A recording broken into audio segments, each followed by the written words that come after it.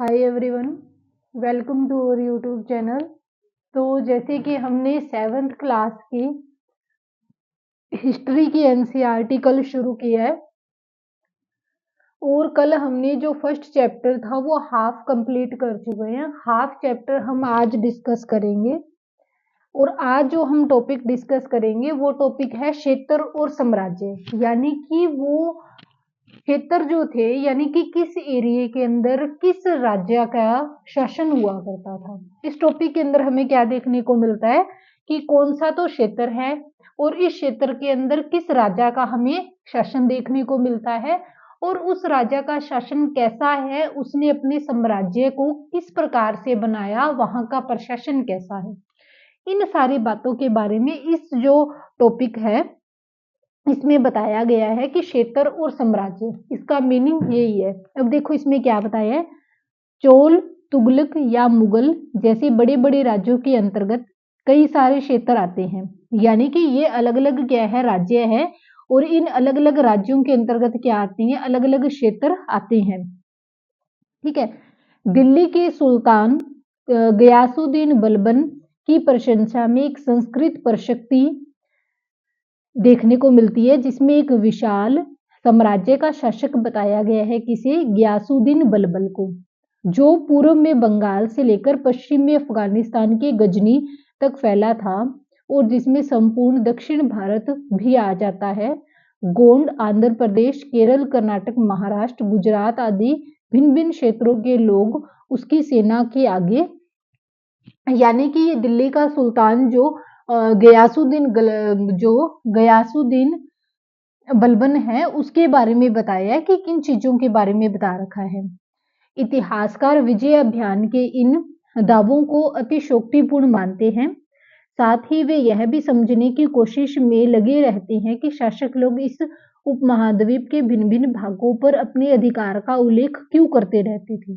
यानी कि ये अलग अलग क्षेत्रों के बारे में बता रखा है, इसके अंदर कोई ज्यादा चीज नहीं है। जो टॉपिक इंपॉर्टेंट है वो ये वाला टॉपिक इंपॉर्टेंट है, भाषा और क्षेत्र, यानी कि किस एरिया के अंदर किस भाषा का यूज किया जाता था। यहाँ से सीटेट के अंदर क्वेश्चन पूछा गया है, इस टॉपिक को आप ध्यान से करना। इसके अंदर क्या बताया गया है, 1318 ईस्वी में कवि अमीर खुसरो के द्वारा इस बात को बताया गया है अलग अलग क्षेत्रों में कैसी भाषा है। तो इसमें कहता है सिंधी, लाहौरी, कश्मीरी, द्वार समुद्री कहाँ पर बोली जाती है, दक्षिण कर्नाटक में। ये तीनों भाषाएं कहाँ पे है, सिंधी, लाहौरी, कश्मीरी और द्वार समुद्री कहाँ पर बोली जाती है, तो ये दक्षिण कर्नाटक के अंदर बोली जाती है। तेलंगानी भाषा कहाँ पे है, आंध्र प्रदेश में है। गुजरी गुजरात में है। मबारी भाषा तमिलनाडु में, गोंडी भाषा बंगाल में, अवधी जो पूर्व का उत्तर प्रदेश है वहां पर, हिंदवी दिल्ली के आसपास के क्षेत्र में बोली जाती है। अमीर खुसरो ने आगे बतलाया है कि इन भाषाओं के विपरीत एक भाषा संस्कृत थी, जो सभी किसी क्षेत्र विशेष की भाषा नहीं थी। यह एक प्राचीन भाषा है जिसे केवल ब्राह्मण बोलते थे, आम जनता नहीं बोलती थी। तो ये किसके बारे में बता रखा है, ये भाषा किसके बारे में बताई, संस्कृत भाषा के बारे में बताया है।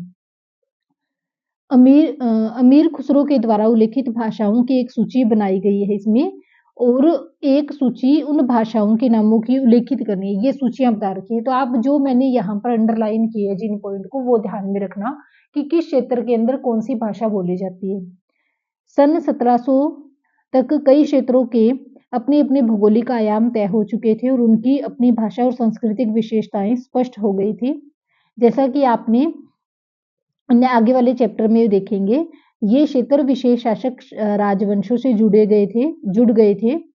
इन राज्यों के बीच में काफी टकराहटें चलती रही थी। कभी कभी चोल, खलजी, तुगलक और मुगल जैसे राजवंश अनेक क्षेत्रों में फैला एक विशाल साम्राज्य भी खड़ा कर लेते थे। ये सभी साम्राज्य समान रूप से स्थिर या फिर सफल नहीं हो पाते थे। उदाहरण के लिए जैसे कि इसमें जो खिलजी और मुगल वंश का जो शासक था उनके बारे में बताया है कि उन्होंने कितना और कैसे दिल्ली के ऊपर शासन किया था। किसने किया था, खलजी वंश ने, और जो मुगल वंश था उनके बारे में बता रखा है कि उन्होंने कितना कैसे शासन किया था। अब नेक्स्ट देखो यहाँ पर इसमें क्या बताया है, ये टॉपिक जो बताया है इसमें कहा गया है 18वीं सदी में मुगल वंश पतन के ढलान पर था, यानी कि 18वीं सदी में मुगल वंश का पतन देखने को मिला।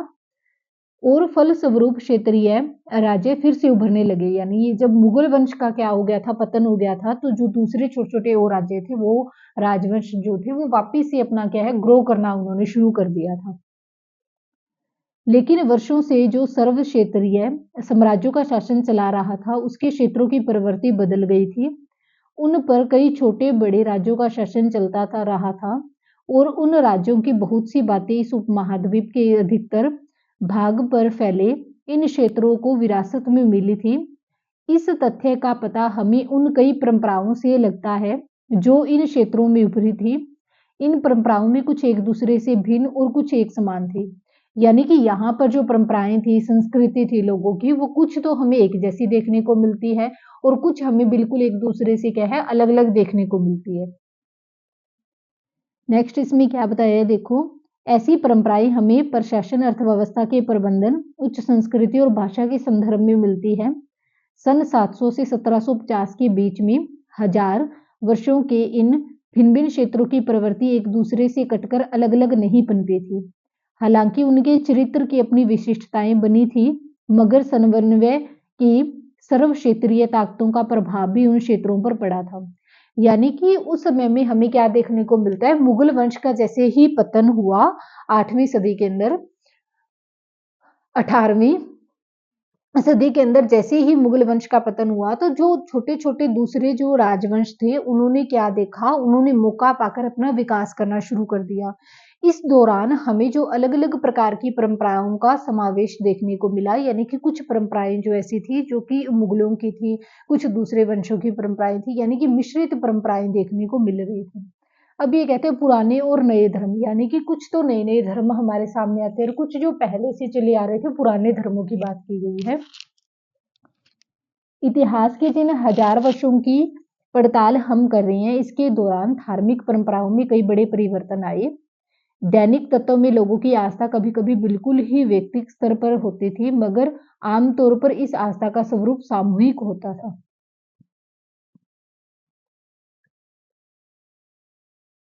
यानी कि किसी जो देवीय तत्व होता है, उसके अंदर एक अगर अकेला व्यक्ति किसी के प्रति, कोई देवता के प्रति आशा व्यक्त करता है, तो वो व्यक्तिगत आशा है। लेकिन अगर उस व्यक्ति के पूरा परिवार ही उसके ऊपर बिलीव कर रहा है, उस देवता के ऊपर, तो वो क्या है, एक सामूहिक आशा है। यानी कि वो हर एक, उनका पूरा समूह ही उसके लिए क्या है, वो विश्वास पात्र है या विश्वास कर रहे हैं। तो एक व्यक्तिगत स्तर पर होता है और एक सामूहिक स्तर पे होता है, ये अलग अलग डिफाइन होते हैं दोनों। व्यक्तिगत स्तर पर एक अकेले व्यक्ति की राय का महत्व होता है, और सामूहिक स्तर पर उनका पूरा समूह क्या सोचता है, किस चीज का विचार रखता है, तो उन पूरे समूह के विचार की महत्ता होती है सामूहिक स्तर पर। किसी देवीय तत्व में सामूहिक आस्था, यानी कि धर्म, प्राय स्थानीय समुदायों के सामाजिक और आर्थिक संगठन से संबंधित था। जैसे जैसे इन समुदायों का सामाजिक संसार बदलता गया, वैसे ही इनकी आस्थाओं में भी परिवर्तन आता गया। आज हम जिसे हिंदू धर्म कहते हैं, उसमें भी इसी युग में महत्वपूर्ण बदलाव आए। इन परिवर्तनों में कुछ ये नए देवी देवता की पूजा, राजाओं के द्वारा मंदिरों का निर्माण करना, और समाज में पुरोहितों के रूप में ब्राह्मणों का बढ़ता महत्व और बढ़ती सत्ता आदि है। सांस्कृतिक ग्रंथ के ज्ञान के कारण समाज में ब्राह्मण का बड़ा आदर होता था। इसके संरक्षक थे नए नए शासक, जो स्वयं प्रतिष्ठा की चाह में थे, और इन संरक्षकों का समर्थन होने के कारण समाज में इनका दबदबा और भी बढ़ गया था। यानी कि जो राजा थे, उन्होंने क्या किया, धर्मों को संरक्षित देना, और या फिर कोई क्या है, व्यक्ति विशेष होता था जिस व्यक्ति का समाज के अंदर काफी बोलबाला होता था, उस व्यक्ति को उन्होंने क्या है, संरक्षण देना शुरू कर दिया था राजाओं ने। जैसे ये बता रखा है, संरक्षक क्या होता है, जो किसी प्रभावशाली व्यक्ति को क्या करता है, कलाकार या शिल्पकार है, उसको क्या करता है, वो अन्य मतलब कोई मदद देता है, सहारा देता है किसी प्रकार का, तो वो संरक्षक होता है। राजाओं ने ही ऐसा कोई महान व्यक्ति है, कोई महान ज्यादा धर्म ऐसा है जिसकी ज्यादा मतलब प्रसिद्धि ज्यादा थी उस टाइम के अंदर, या फिर कोई स्थान है, कोई मंदिर है जिसकी प्रसिद्धि ज्यादा है, लोगों की आस्थाएं ज्यादा है जिसके प्रति, तो उन ऐसी चीजों को राजाओं ने संरक्षण देना शुरू कर दिया था। ठीक है। नेक्स्ट देखो इसके अंदर क्या बताया है कि इस युग में महत्वपूर्ण परिवर्तन भक्ति की अवधारणा में के रूप में हुआ। जिसमें ईश्वर की कल्पना एक ऐसे परिमेय इष्ट देवता के रूप में की गई थी जिस पर पुजारियों के विशद कर्मकांड के बिना भी भक्ति स्वयं पहुंच सके। इस विषय के अंदर हमें क्या है, मतलब बाद में डिटेल में और बताया है भक्ति परंपरा के बारे में, ठीक है। मतलब अभी इसके अंदर तो एक लाइन के अंदर सिर्फ उल्लेख डिस्कस किया गया एक लाइन के बारे में कि भक्ति परंपरा के माध्यम से भी लोगों ने ऐसा कुछ किया, लेकिन नेक्स्ट जब हम चैप्टर में डिस्कस करेंगे तो उसमें भक्ति परंपरा को लेकर पूरा चैप्टर डिस्कस किया है। यही वह युग था जिसमें इस उपमहाद्वीप में नए नए धर्मों का भी आगमन हुआ। कुरान शरीफ का संदेश भारत में पहल 7वीं सदी में व्यापारियों और अप्रवासियों के जरिए पहुंचा। इसको देख लेना, ये इंपॉर्टेंट है ये पैराग्राफ। मुसलमान कुरान शरीफ को ही अपना धर्म ग्रंथ मानते हैं, केवल एक ईश्वर अल्लाह की सत्ता को स्वीकार करती हैं। कि वो क्या मानते हैं कि भगवान क्या है, एक ही ईश्वर है जिसका प्रेम, करुणा और उदारता अपने में आस्था रखने वाले हर व्यक्ति को गले लगाता है, चाहे उस व्यक्ति की सामाजिक पृष्ठभूमि कुछ भी रही हो। यानी कि ईश्वर जो भगवान है वो सिर्फ एक ही है, अल्लाह, और वो उसके नजर में, उसकी दृष्टि में हर एक व्यक्ति एक समान है, चाहे वह अमीर है चाहे वो गरीब है। वो किसी का भी सामाजिक स्तर नहीं देखता है, उसके लिए हर एक व्यक्ति एक जैसा है। कई शासक इस्लाम और इसके विद्वान धर्मशास्त्री और न्याय शास्त्रियों अर्थात उलेमा को संरक्षण देते हैं। हिंदू धर्म की ही भांति इस्लाम के अनुयायी भी अपने धर्म की अलग अलग तरह से व्याख्या करते हैं। यानी कि जैसे हिंदू धर्म के अंदर जो हिंदू धर्म के ज्ञाता थे वो हिंदू धर्म को अलग अलग मायने के अंदर क्या करते हैं, उल्लेख करते हैं, डिस्क्राइब करते हैं। उसी प्रकार से जो इस्लाम धर्म के अनुयायी थे उन्होंने भी क्या है, जैसा उन्होंने समझा अपनी समझ के अकॉर्डिंग उन्होंने भी इस्लाम धर्म को अलग अलग वर्णन करना शुरू कर दिया था। मुसलमानों में कुछ शिया थे जो पैगंबर साहिब के दामाद अली को मोहम्मद मुसलमानों को विधि सम्मत नेता मानते हैं। और कुछ क्या होते हैं, सुन्नी होते हैं। यानी कि कुछ शिया मुसलमान होते हैं, कुछ सुन्नी मुसलमान होते हैं जो खलीफाओं के प्रभुत्व को स्वीकार करते हैं। इस्लाम के आरंभिक दौर में इस धर्म का नेतृत्व करने वाले खलीफा कहलाते हैं और आगे भी इनकी परंपरा चलती रही थी।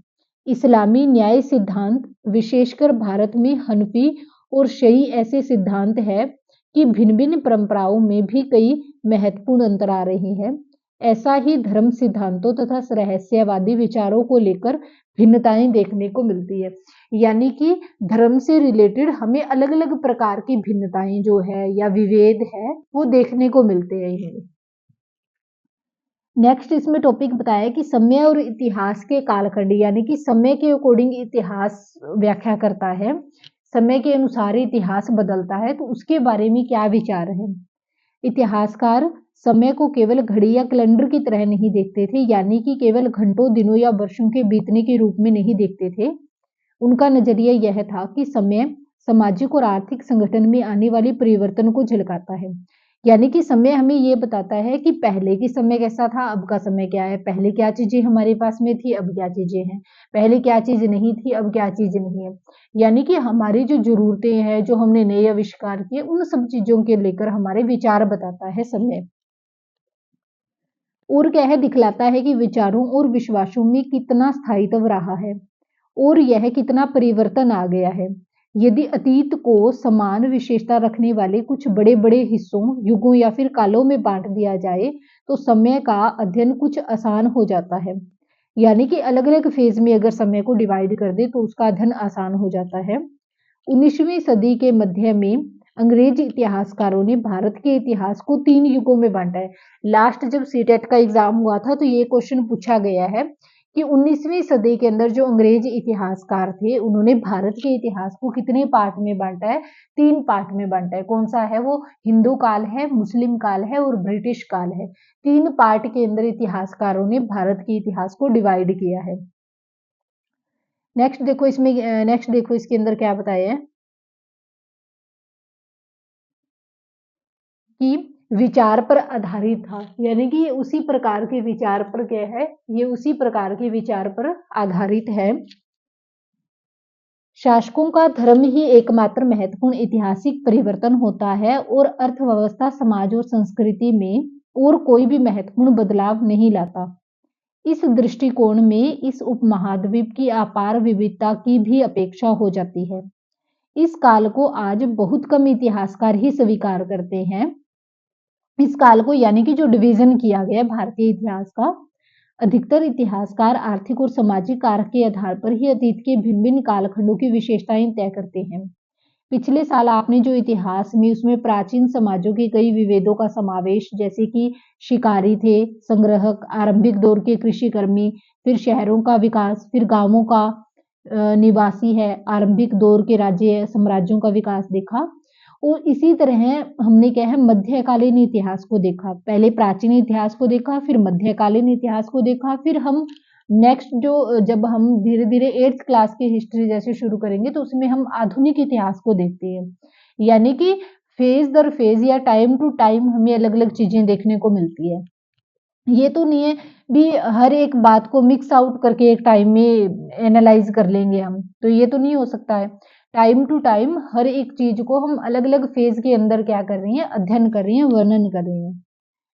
इसमें आपको कृषक समाजों के विस्तार, क्षेत्रीय और साम्राज्यिक राज्यों के उदय, कभी कभी तो ग्रामवासियों और वनवासियों की कीमत पर, प्रधान धर्म के रूप में हिंदू धर्म, इस्लाम धर्म के विकास और यूरोप से व्यापारी कंपनियों के आगमन के बारे में और विस्तार से जानकारियां मिलती है। भारत के इतिहास के ये 1000 साल अनेक बदलावों के साक्षी रहे हैं। आखिर 16वीं और 18वीं शताब्दी 8वीं और 11वीं शताब्दी से काफी भिन्न है। इसलिए इस सारे काल को एक ऐतिहासिक इकाई के रूप में देखना समस्याओं से खाली नहीं है। फिर मध्यकाल की तुलना प्राय आधुनिक काल से की जाती है। आधुनिकता के आधार पर भौतिक उन्नति और बौद्धिक प्रगति का भाव जुड़ा हुआ है। इसमें आशय यह निकलता है कि मध्यकाल रूढ़िवादी था और उस दौरान कोई परिवर्तन हुआ ही नहीं। लेकिन हम जानते हैं कि ऐसा नहीं था। यानी कि ये तो नहीं हो सकता कि मध्यकाल में कोई चेंज नहीं हुए। हर एक काल के अंदर, हर एक टाइम के अंदर चेंज होते हैं, तो मध्यकाल में चेंज क्यों नहीं हुए, इस बात को ये स्वीकार नहीं करते हैं। इन 1000 वर्षों के दौरान इस उपमहाद्वीप के समाज में प्राय परिवर्तन आते रहे और कई क्षेत्रों की अर्थव्यवस्था तो इतनी समृद्ध हो गई थी कि उसमें यूरोप की व्यापारी कंपनियों को भी आकर्षित करना आरंभ कर दिया था। इस पुस्तक को पढ़ते समय आप परिवर्तन के चिन्हों या फिर सैकड़े ऐतिहासिक प्रक्रियाओं को ध्यान देते चले, और जब भी संभव हो इस पुस्तक में आप जो पढ़ रहे हैं उसकी तुलना आप पिछले वर्ष में पढ़ी गई बातों से करें। जहां भी संभव हो यह देखें कि जहां बदलाव हुए हैं कहाँ नहीं हुए हैं। आज अपने आसपास की दुनिया पर नजर डालकर भी यह देखें और क्या बदल रहा है और कैसा है। यानी कि ये कह रहा है कि आप देखो पहले के टाइम में क्या चीजें थी, अब के टाइम में क्या चीजें हैं, पहले के कंपैरिजन में आज हमें क्या चेंजेस देखने को मिलता है। ये कहता है जो परिवर्तन हुए टाइम टू टाइम, यानी कि पिछले वाले टाइम के कंपैरिजन में आज जो प्रेजेंट टाइम चल रहा है इस टाइम के अंदर किस प्रकार के चेंजेस देखने को मिलते हैं। तो आप उस चीज का वर्णन करें, उस चीज को आप देखें, सोचें, उसके ऊपर अपना विचार करें भी कैसे परिवर्तन हुए हैं, उन परिवर्तनों के अंदर क्या हमें डिफरेंशिएट देखने को मिलता है, उनके बारे में विचारों करने का इसमें कहा गया है कि आप सोच के देखें। वही इतिहास है हमारा। और ये हमारा जो चैप्टर है ये कंप्लीट हो चुका है, फर्स्ट चैप्टर। इसमें मैं आपको ये बता देती हूँ, बीज शब्द देखो। पांडुलिपि क्या होती है, जो हाथ से लिखी जाती थी ताड़ पत्रों के ऊपर। और एक स्पेशल होता था, हिमालय जो क्षेत्र था, हिमाचल प्रदेश का जो एरिया है वहां पर एक भोज नामक वृक्ष होता है, भुज वृक्ष होता है, उसकी छाल के ऊपर ही इन पांडुलिपियों को लिखा जाता था। जिस टाइम हमारे पास में लिखने की कोई भी कागज का आविष्कार नहीं हुआ था उस टाइम इन ताड़ पत्रों का ही यूज किया जाता था किसी भी चीज को लिखने के लिए। जाति पता ही अलग अलग जातियां थी, क्षेत्र अलग अलग होता है। काल विभाजन जो भी मैंने लास्ट टॉपिक के अंदर बताया ना कि पहले वाले टाइम के अंदर और अब वाले टाइम में किस प्रकार का क्या डिफरेंस आया, क्या चेंजेस आए हैं, उन्हीं को काल विभाजन कहा जाता है। तो ये आपको सारा पूरा टॉपिक जो है वो समझ में आ गया होगा। आप एक क्वेश्चन को कमेंट करके बताना कि विदेशी जो है ये विदेशी कौन होते हैं। ये हमारा पूरा चैप्टर कवर हो चुका है। अगर आपको कल की क्लास, आज की क्लास सही ढंग से अच्छे से समझ में आ चुकी है तो आप ये विदेशी क्या होता है इस वर्ड को कमेंट बॉक्स में कमेंट करके जरूर आंसर करना है इसका कि विदेशी किसे कहते हैं और कौन लोग विदेशी होते हैं। अगर आपको हमारी क्लासेस अच्छी लगती हैं, अच्छे ढंग से पसंद आ रही है तो ज़्यादा से ज़्यादा हमारे चैनल को लाइक करें, सपोर्ट करें, बेल आइकन को प्रेस करें। ओके, थैंक यू, बने रहिए हमारे चैनल के ऊपर।